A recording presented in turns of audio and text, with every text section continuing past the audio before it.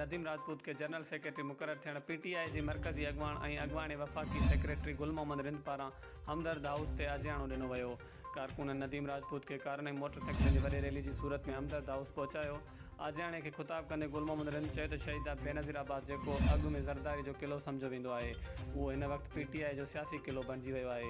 शहीद बेनज़ीराबाद ज़िलो मां गो ज़रदारी गो जो नारो अवाम जो आवाज़ु बणिजी वियो आहे।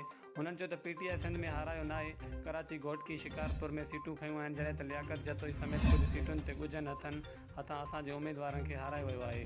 नई मुंतख़िब जनरल सेक्रेटरी नदीम राजपूत चयो त वर्करी सियासी पार्टी जो सुरमायो हूंदो त मां बि कारकुन आहियां ऐं कारकुननि खे संदनि जाइज़ो मुक़ाम ॾियण जी कोशिशि कंदुसि। मीर मजीद मंगसी चयो त तनज़ीम साज़ी जो मरहलो मुकमल थियण खां पोइ महांगाई बेरोज़गारी समेत सिंध जे हक़नि लाइ इस्लामाबाद में आवाज़ उथारींदासीं। हिन मौक़े ते इमरान अकबर रिंद निसार प्राइड सरदार अरशद गुलाम मुस्तफ़ा जलालानी कामिल रिंद मुजीब इलाक़ो पिणु ख़िताब कयो।